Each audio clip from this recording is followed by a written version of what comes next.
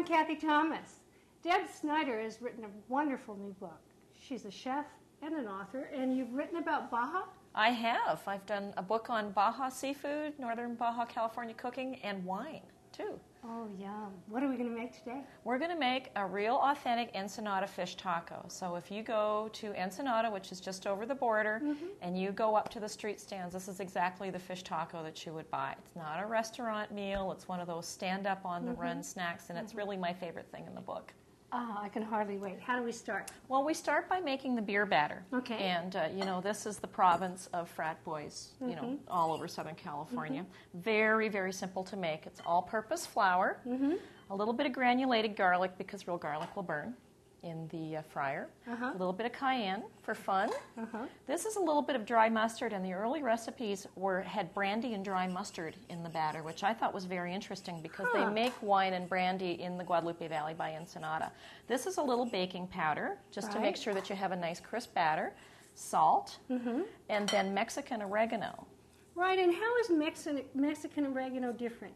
It's a little bit milder. It doesn't have that peppery edge that Greek oregano has, but you can always substitute Greek oregano. I buy it whole and I rub it in my hands like this and drop it into the batter so it gets that wonderful little flavor all through it. So I mix it like this, or you can sift it together. Right. And then this, of course, is the fun part. A little beer goes in there. Yes, one for the batter, one for the cook.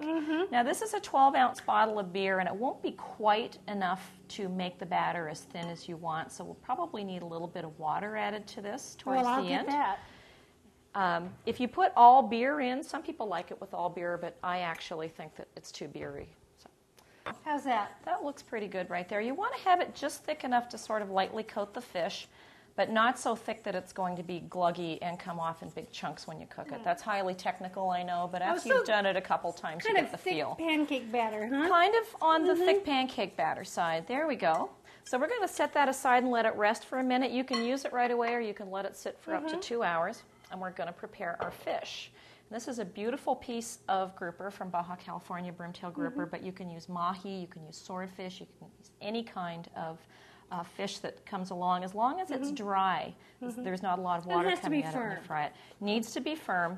We cut it in pieces, not too large, because if you make an enormous taco, it's really hard to eat it. So I like to do it in pieces about almost like the size and shape of my index finger, maybe a little bit longer. And then you can just have more tacos instead of having one giant. And you're actually cutting that both ways. You're cutting it in half widthwise.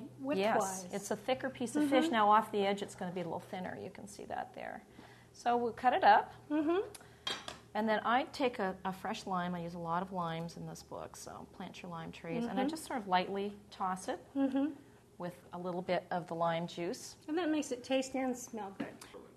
So into the batter? Into the batter we go, and you can just drop all your pieces of fish in at once.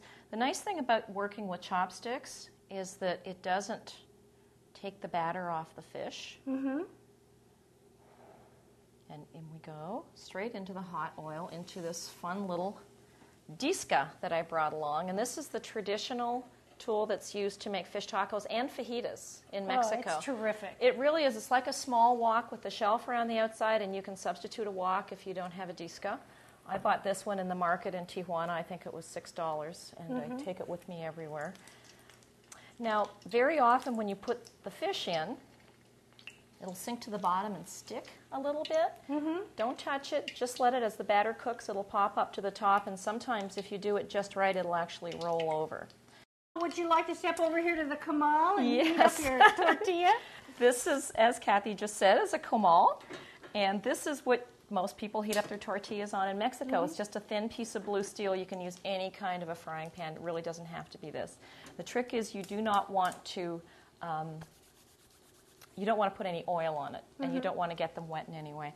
So we're going to take the tortilla, put it over here, and I've got a number of salsas set up over here. Now these are all the traditional salsas that you would put on a fish taco in Ensenada, and this is how I like to build mine from the bottom. This is an avocado sauce. It's not guacamole. It's just a very simple avocado mashed up with a little bit of milk or water, maybe some cilantro and some salt. So it's almost like just a little taste of avocado. This is, well, let's put your fish on next, and I'll do it in sequence. And this is how I build mine. Everyone's different. Then you put the fish on top. Then you put on this sauce that I call secret sauce, but it's actually just a mayonnaise sauce, which is mayonnaise with a little bit of lime juice and water in it. A little drizzle of that down the middle. Then we put on a little bit of any kind of fresh tomato salsa. This is a pico de gallo, but it's mild. It doesn't have a lot of chilies in it because most Mexican salsas are not hot, without telling you.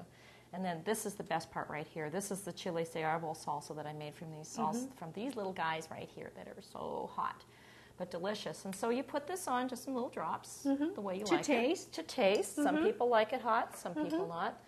And then cabbage, not lettuce. It's the cabbage that makes it really authentic. And then most people would take and they put a little spritz of lime over there. You might want to add another cilantro sprig to it. And there's your fish taco. Oh, it looks wonderful, Isn't that great? And so easy. Thank you so much. I can hardly wait to have some tacos. My pleasure. Thanks, Kathy.